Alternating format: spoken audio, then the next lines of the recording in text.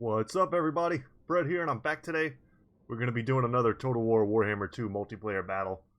There's some subscribers in this, so thanks a lot for you guys for playing this game and sending it to me. I appreciate it. Guys, normally when I get one of these submissions, I watch a little bit. I try to get a feel for the battle, the strategies, you know, what exactly is on the field. That way when I go to comment, and I have something intelligent to say, you know. But this time, I started watching this just a little while ago. I got sucked in. I watched the whole battle. So it's awesome. It's a really fun one, guys, and I hope you enjoy it. So first off here, the Empire.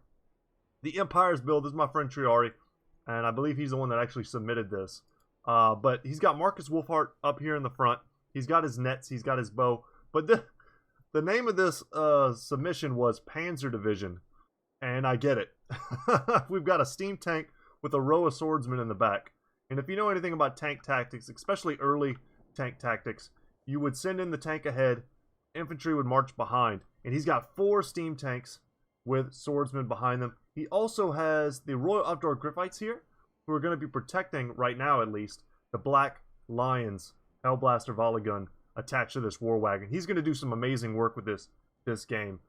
Super fun. And then the Jade Wizard, you got to love the fact that the Jade Wizard defies all logic and can heal these steam tanks. So regrowth, excellent tool when you have this many high value targets on the field. And then Earthblood and Lifebloom as well, because let's not forget he does have an ally, and sometimes it's good to heal up your allies' infantry as well as your own. And the high elf player here has a princess on a horse. Got some of the buffs there. Let's check those out actually. Those of you who don't get to see princess very often, but she's very cheap. She's extremely cost effective. She has the volley of high arrows. You know, think Arrow of Kuranos type ability. Talisman of Loic, which she can pop to become quite good and melee. So all of a sudden, you know, 25% weapon damage and 26 melee attack turns her into quite an offensive beast. Unfortunately, she's not on a barded warhorse, so she doesn't have that armor and extra HP. But she does have Loose, which is going to be buffing the triple Eagle Claw bolt throwers here. Now, she has to be close in order for that to work. And this is a very spread out formation, so maybe not getting the most value from that ability. But she herself will get reload skill and will shoot much faster. So Lothern Sea Guard intermixed throughout this entire formation. I count 1, 2, 3. I think 4. They all have shields. There are some Swordmasters who are awesome, and the Phoenix Guard, which when you're fighting this many Lizardmen, I feel like Phoenix Guard are kind of a must. Man, and with the Lore Master color scheme, they have this like red, extra red and gold and black thing going on. These dudes look sick. One of my favorite units. Halberd units can't go wrong in this type of matchup. So out in the flanks here, we have 4 groups of spearmen just kind of chilling in the forest, looking to intercept any type of flanking maneuver. I gotta say, I like that a lot. A lot of times people will use this forest on the map as a bit of a flanking road. You can go and do a bit of an in run around most formations by using that and stay under good cover. He also has a noble out here in the forest. This guy is on a barded warhorse. You see he's got 100 armor here. He's got Deadly Onslaught and Foe Seeker. It's going to give him some armor piercing, help him to duel some large targets. And 1 group of Silver Helms, 1 group of Illyrian Reavers. Illyrian Reavers mostly good for chasing down skirmisher units. And the Silver Helms can go toe-to-toe with some cav, and are mostly just good at squashing infantry if you can get a rear charge off with them. So that's this side of the battlefield. But on the other side, there's so many things I'd wanted to talk about, but for the sake of us not having an extremely long video here, I'm going to keep it mostly brief. Really cheap.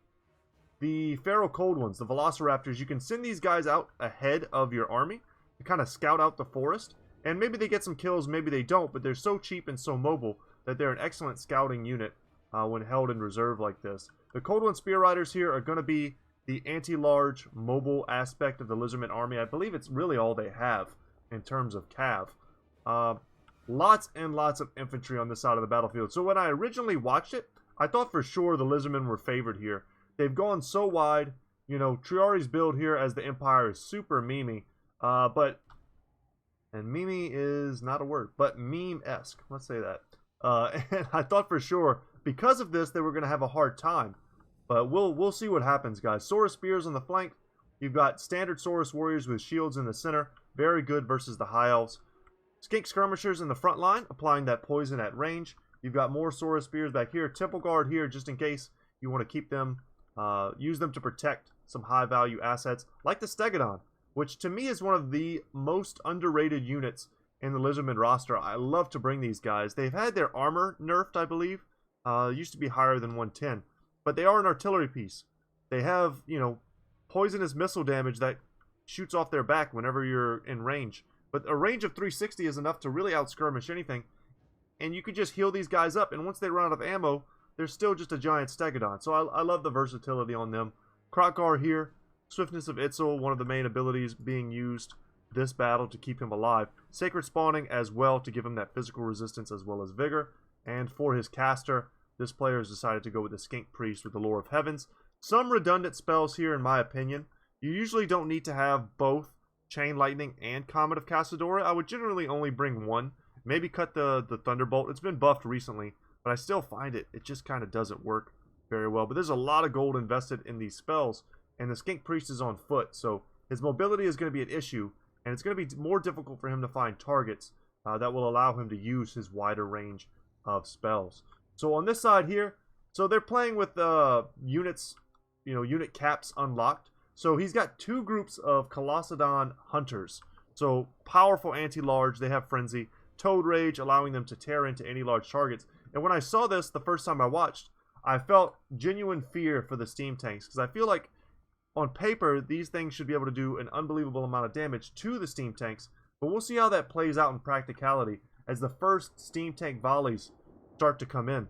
Now they're going to be attempting to counter skirmish here with the Bastillodons with the solar engines, and not a bad choice. I mean, they're magic damage, flaming damage, but their magic damage primarily bypasses physical resistance, but the steam tanks just have tons of armor. That's their real secret. And you can also blind them and lower their accuracy, which would be effective, but unfortunately there are 4 steam tanks, not to mention the Black Lions here, and that's going to be an overwhelming amount of firepower going the way of this Bastillodon, and he may not be able to counter it. Now he could attempt to counter it, pop a Revivification Crystal, heal on this Bastillodon right away, as well as something like an Earthblood or Regrowth, and keep this Bastillodon in the fight, force the Empire player to waste a lot of ammo. You know, he's got the Shield of the Old Ones, he's got Banishment, Aura of Quetzal, kind of cool, and he's sitting on top of the Legion of Shakwa with their missile resistance buff that they can pop at any time, and just generally a lot of spells here. Once again, I would probably cut some of them. There's so much value tied up in this one Slann Mage Priest, and Slann Mage Priest, despite them receiving, you know, buffs recently, let's see what their missile resistance is. They have 40% missile resistance, which can save them. But if this thing goes down, I mean, that's your Lord, that's your caster, and, you know, you also have a lot of buffs tied up. Luckily, he does have some redundant leadership here in the form of the Saurus Scar Vet, who does have his Potion of Strength, as well as Deadly Onslaught. That's a ton of armor piercing. That'll tear somebody up. But at this point, he realizes too late. The Bastillodons only have a range of 240. If you're outgunned, what you want to do is send your infantry forward. Keep these gentlemen in the back, big Larrys. Keep those big Larrys in the back. Let your infantry engage, tie down, frustrate the steam tanks, force them to move and reposition, and then you move your guys forward to start taking advantage of your superior firepower. And then once again, Skink Cohorts, another one of my favorite units. They're super cheap, 400. They're shielded. They have high unit models. They have, you know, missiles that you can use sometimes in unexpected ways to get advantages over your opponent. So alright guys, without any further ado, I think that's about all we need to go over. Let's get this battle started, because it's wild. So Marcus is going to be shooting in serious focus fire. I mean, when you consider the steam tanks, the Hellblaster volley gun, we can just watch the health on this beautiful boy go down so quickly. And that's it. He's going to get one shot off on Marcus and miss. And you got to love the kind of the damage, the splash damage. Oh no, he's winding up for an aim shot. The kind of splash damage that's going off, and that just kills him. Done. One major investment down for the Lizardmen. But the splash damage from the steam tanks, you know, they're shooting at these lizard targets, these larger targets, and they're still killing skinks, they're still killing saurus. And the Eagle Claw bolt throwers back here are now going to be getting into range. They're going to be joining the party. Steam tanks still firing. Royal Outdoor Griffites here, kind of just waiting in reserve. I mean, that's a pretty tough hit. It's the accuracy that's the real problem. And the Panzer Divisions are falling back. Don't blame them, the saurus are getting quite close. The Lizardmen players, realizing that the impetus is on them to get into the battle as quickly as possible, are going to be moving forward. Unfortunately, this Lizardmen player is advancing into a hail of fire, while this one is advancing into relatively open field, but so slowly as to perhaps, you know, not be able to make it in time. Yeah, a little bit worried about him. Disjointed engagements are one of the major killers of 2v2s, for sure. Eagle Claw bolt throwers being left in spread fire. So, oh man, that was a nice shot. 4 kills on that. But they're being left in spread fire, making them more effective versus infantry, which is the majority of the threats on the battlefield. So good play from the Lizardmen player. He drew back with his Bastiladon. He healed it a bit. And we'll see if anything else gets targeted. That was the Amber Bow. Oh my god. The Slam Mage Priest went down pretty hard from that. And I'm sure Triari will see some weakness there and will look to capitalize. And the steam tanks are now focusing it. Oh yeah, the Hellblaster Volley Gun is focusing it. He needs a regrowth. He badly needs a regrowth. And he's broken now, so he won't even be able to heal himself. And I'm sure he'll go down in just a moment. Yeah, down goes the Priest. So 2 of the biggest assets there for the Lizardmen player are going to go down. And the Saurus Warriors were attempting to go through the forest, but great play here from the High Elves. Snatching them up, surrounding them, using these other cheap spearmen to block up the front line so that Triari can continue to make excellent headway with his steam tanks here. Oh no, the Revivification Crystal going down as well. Another aim shot from Marcus. And I have to say I was very impressed. You can see the animation here as he shoots. With the use of Marcus this battle, it's probably the best use of him I've ever seen. And that includes other channels and other people, including myself playing as him. He's got so much value from his shots. Only 5 kills, but that's because he's really focusing down the high priority targets. And this Lizardman player still isn't engaged. These Feral Cold Ones got in here with some of the cav, and now the spear wielding Cold Ones as well are engaged. But the Silver Helms, the Noble himself is going to be anchoring this line. It's not a bad trade. I think it's pretty even, but eventually the High Elves will win, and then they'll have the advantage in the mobility game. The Colossadon Hunters need to get involved, though. They should be here harassing the back line, at the very least shutting down these artillery pieces. The Lothern Sea Guard are kiting. Marcus is still kind of in the cut. These Saurus Warriors are so broken up that they don't even want to advance. The Phoenix Guard here, the Sword Masters are kind of protecting this front line in a bit of a screen. This Bastiladon up to 45 kills. Probably the majority of that, honestly, on these 2 groups here. But will be driven off in short order, I have to imagine. And any group, any blob that gets kind of low, they have the Lore of Life. I mean, a nice Earthblood here. I don't know if he's done that. But a nice Earthblood here would go a long way in sustaining them in this battle. Versus the Saurus. I mean, that Scarvet, despite these all being shields, he's gonna rack up a lot of kills in that fight. Marcus just needs to keep kiting backwards. He gets faster the closer melee enemies are to him. The Stegodon finally making it into combat here, but look at its HP. It hasn't shot off a single one of its artillery bolts. And at this point, it's too late. The Black Lions, let's see if we can watch their animations, because they're awesome. Well, maybe they'll do it in a second here. There we go. They open up, they shoot, and now they're focusing Kroq'gar, who's breaking through with all of this infantry. Not a bad target. The Lothern Sea Guard are also great units versus the Lizardmen. They're very versatile. It's nice to have archers, but when you need spearmen to plug the gaps, they're pretty good at it.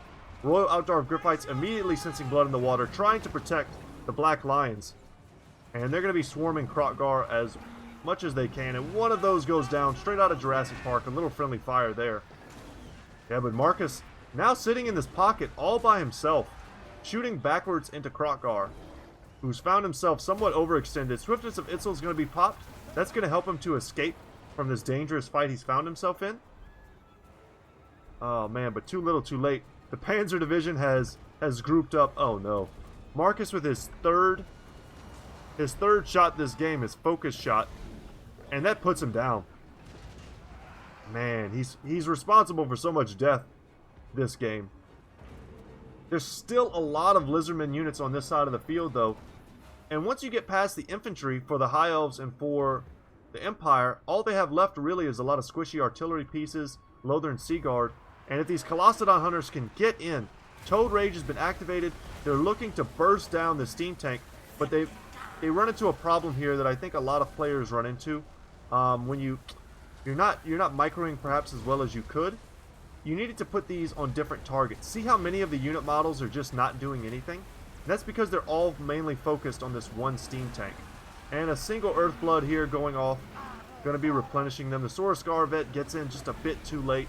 Royal Outdoor Griphites, you know, plugging the gaps here, soaking some of that DPS. They've got regrowth on them, so you'll watch their HP just go up and up and up. They've already lost 6 models, but that's still a lot of value considering they were at about 50% health when that regrowth started. Lots of pockets being made. The Lizardmen are attempting to overrun, but just when they think they've got it, you know, another group turns and fires. There's so much going on in all these different parts of the battlefield. Swordmasters being used to chase off units. Pretty decisive victory over here. The Cav fight, I mean, mostly it went the way of the Lizardmen. The Nobles survived, but they had to use so many of their forces. Even their Pharaoh Bastillodon was missed on this part of the battlefield. He could be running wild right now amongst some injured High Elves. Still ammunition left on this. Kotalin Spear Riders charging into these swordsmen who aren't paying attention. But the Colossadon Hunters, kind of the last bastion of DPS, are going to go down. The Princess here being used in melee, but she's gotten a lot of value this game. She hasn't shot the majority of her ammo. No real reason to send her in against Temple Guards. Yeah, that was questionable. She could have kept kiting pretty much all game if she had wanted to. And there were already a lot of infantry here to stop up these Temple Guards. Temple Guards do not match up well at all versus the Lore Masters. They cut them to pieces. And the steam tanks. I mean, at the end of the day, at the very end of it all, there's 4 steam tanks here with some ammo left and high health. And you're going to need a lot of Temple Guards to break those guys. You'll see here the mass rout taking place as the balance bar shifts inevitably forward. So, how much different would this game have looked had the Slime Mage survived into the late game? Probably very different. The Legion of Shockwell was on the field. Unfortunately, not protecting the right targets. Yeah, really needed to have that activated and nearby. If you're going to bring this unit, you got to keep them next to your high value stuff. You know, the idea was sound. You know, deploy them right next to your Slime Mage Priest. But, you know, it's brutal. It's easy to sit here in judgment after the fact to say that, you know, you had to protect this unit this way, this unit this way. This is such an unexpected build. And with Marcus here to complement a relatively new Lord, you don't think to play around stuff like this, but 4 steam tanks, people always get these guys, they throw them into the front line, and they don't use them for their intended purpose, which is as artillery. You want to use them as artillery until the last possible second, and then they're melee monsters, right? And with 4 of them, it looks like a joke, but when they're all shooting you, even with your 40% missile resistance, you got to respect them.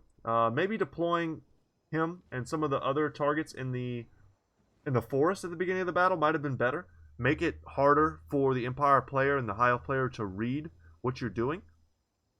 I could see that.